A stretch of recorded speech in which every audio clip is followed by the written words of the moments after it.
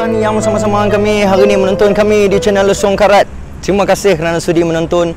Jangan lupa ya, like dan subscribe.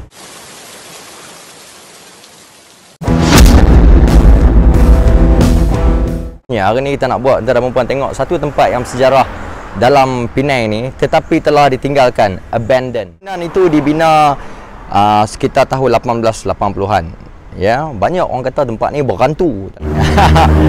Okey, jadi hari ni kita bawa hangpa pergi tengok tempat tersebut. Bagaimana rupa bangunan tinggalan ya, abandoned for so many years. Sichung Chinese School. Jom.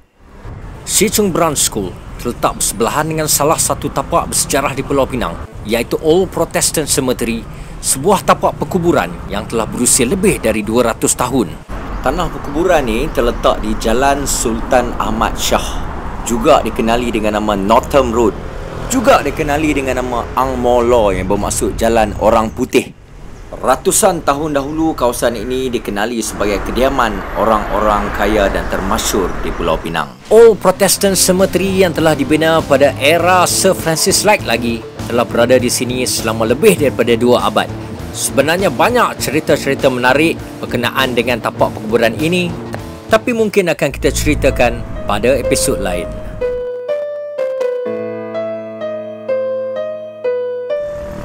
Inilah tempat yang dimaksudkan hari ini. Di belakang ini adalah Sichung Branch School yang menyimpan banyak kenangan dan sejarah sepanjang ia berdiri megah di tapak ini. Sichung Branch School telah dibina oleh satu keluarga kaya berbangsa Cina asalnya untuk dijadikan tempat kediaman dan melalui bermacam-macam fasa. Ya, telah berubah menjadi hotel, telah menjadi sekolah, dan sejarah hitam yang disimpan di sini adalah dia pernah menjadi pusat pentadbiran tentera Jepun semasa Perang Dunia Kedua dan dikatakan telah menjadi pusat penyiksaan dan pusat untuk mengurung tawanan perang di ketika itu. Interesting kan? Ada juga cerita-cerita tentang penampakan dan suara-suara dari entiti yang tidak kelihatan dari mereka yang pernah datang ke sini. Tempat-tempat macam ni biasanya macam-macam cerita lah yang kita dengar ya. Yang aku dapat berkenaan tempat ini daripada internet pun sangat membantu lah ya. Ada satu page yang aku nak bagi kredit sangat-sangat ya, kerana menceritakan tentang sangat detail tentang tempat ini.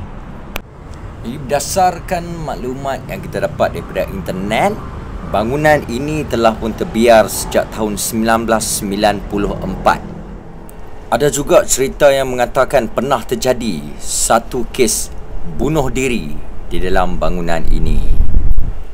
Semenjak dibiarkan tidak berpenghuni selama hampir 30 tahun, tempat ini tidak terjaga dan telah ditumbuhi semak samun.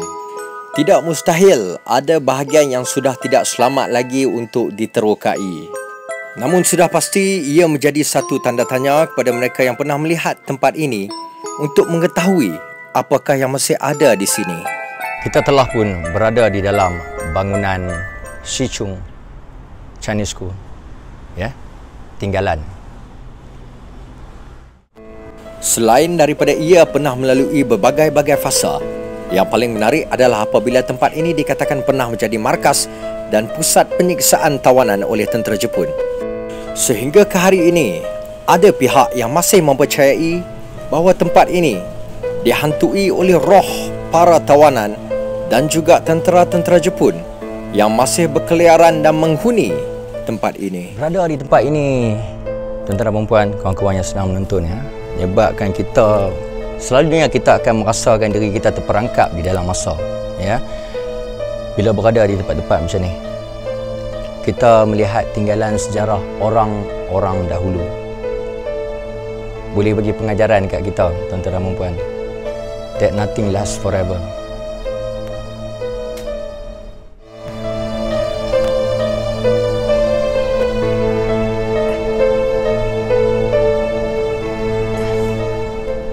juga tuan-tuan dan puan-puan, ya, semasa pendudukan tentera Jepun, ya, basement bangunan ini dijadikan tempat tawanan dan tempat penyiksaan, ya, untuk tawanan-tawanan perang. Sejauh mana kebenarannya,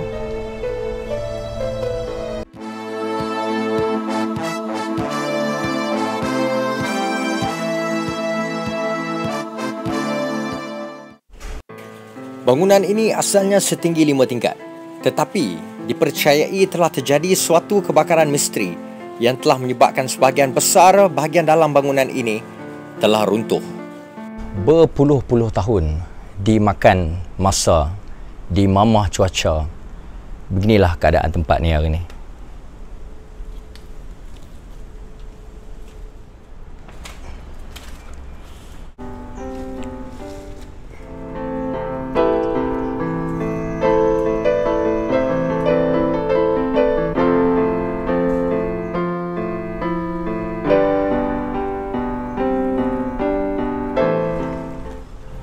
Setakat ini saja konten kita hari ini tuan-tuan dan puan-puan. Terima kasih kerana menonton.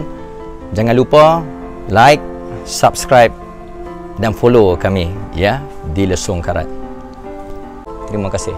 Assalamualaikum warahmatullahi taala wabarakatuh.